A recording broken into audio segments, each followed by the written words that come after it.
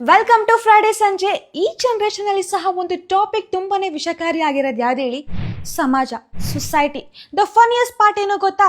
Love is freedom ಅಂತಾರೆ, ಆದ್ರೆ ಅಪ್ಪ ಅಮ್ಮ ಮಕ್ಳಿಗೆ ಫ್ರೀಡಮ್ ಕೊಡಲ್ಲ. ಹಸ್ಬೆಂಡ್ ಅಂಡ್ ವೈಫ್ ಅಲ್ಲಿ ನೋಡೇ ಇಲ್ಲ, ಫ್ರೆಂಡ್ಸಿಗಂತೂ ಸಿಗದೇ ಇಲ್ಲ. ಯಾಕೆ ಹೇಳಿ? ಈ ಸಮಾಜದ ಭಯದಿಂದ. ಫಾರ್ ಎಕ್ಸಾಂಪಲ್, ಅಮ್ಮ ನಾನು ಟೂರಿಗೆ ಹೋಗಿ ಬರ್ಲಾ? ಬೇಡ ಕಣೆ, ಸಮಾಜ ಏನನ್ನುತ್ತೆ? ಈ ಡ್ರೆಸ್ ಏನ್ ಸಕರ ಕಾಣ್ತಿದಲ್ಲ ನನಗೆ. ಹೆಣ್ಮಕ್ಳು ಬರೀ ಸೀರೆ ಉಡ್ಕೋಬೇಕು. ನನಗೆ ಡ್ಯಾನ್ಸ್, ಸ್ಪೋರ್ಟ್ಸ್ ಅಂದ್ರೆ ಸಿಕ್ಕಾಪಟ್ಟೆ ಇಷ್ಟ. ಡ್ಯಾನ್ಸರ್ ಅಥವಾ ಅಥ್ಲೆಟ್ ಆಗ್ಲಾ, ಇಂಜಿನಿಯರ್ ಅಥವಾ ಡಾಕ್ಟರ್ ಆಗಬೇಕು, ಅವಾಗಲೇ ಈ ಸಮಾಜ ಒಪ್ಕೊಳ್ಳೋದು.